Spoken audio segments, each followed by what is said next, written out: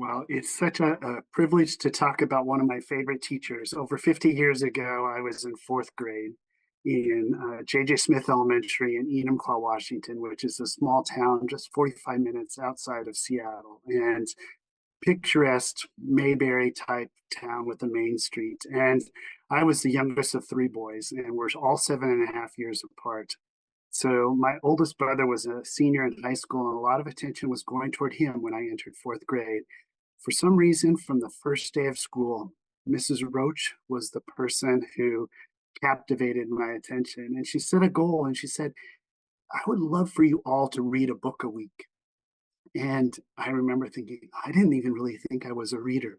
But she took us to the library. We picked out a book, and I feel like the very first chapter book that I remember reading was Henry Huggins by Beverly Cleary, and incredible story. And I went on to read a book a week during that school year.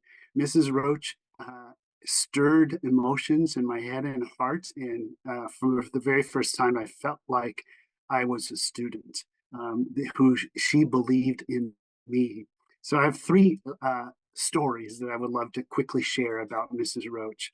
I remember school conferences, and at those times it wasn't student-led conferences where the student went with their parents. But I remember my mom coming home, and I remember running up to her and saying, "What did Mrs. Roach say about me? What did Mrs. Roach say about me?" Because I really needed to know that she liked me. And my mom said, "Well, why don't you sit down?" Which all of a sudden my heart started pounding, thinking, "What? Why is she wanting me to sit down?" And she said, "Michael, Mrs. Roach loves you. She loves you."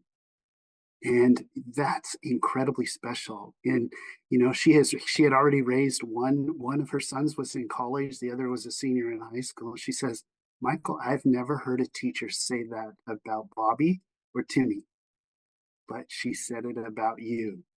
And right then and there, it was like, oh my gosh, Mrs. Roach is a huge, huge person in my life and continued to stir that emotion. Toward the middle of the year, she read a book which is ultimately my favorite book of all time, and that's Where the Red Fern Grows.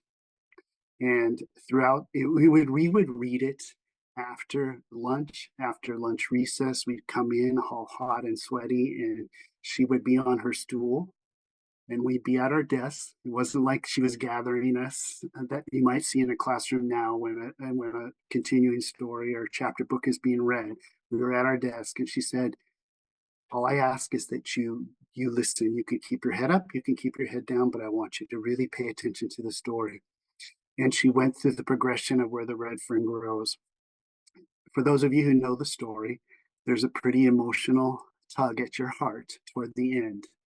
And before she went into that book and read that portion of the book, she had the book in her lap and she just said, "I need to let you know, I've read this book for the 5 years." She was a young teacher, 3 to 5 years before.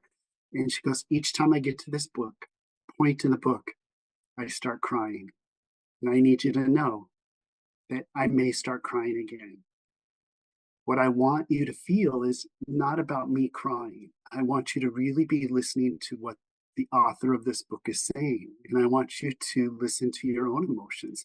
And if you um, end up with tears in your eyes, that's just okay." I never had an adult talk to me in that fashion before, where she could allow a group of 25 fourth graders, 10-year-olds, the ability to cry if they needed to. And many of us did. It was a key emotional moment. And when you have those key emotional moments, you don't forget them because they go into your long term memory. And allowing us to feel, never forget that. And then finally, a piece that I've learned from her that I've carried with me my whole entire life is she looked at you like you were the only person in the room.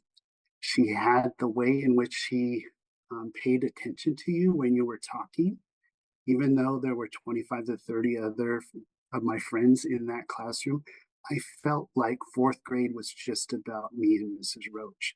And as I think through life and the parents that I've talked to, the teachers that I've talked to, whether it was as a principal or as a superintendent, my inner Mrs. Roach really tried to play out in how I listened to them.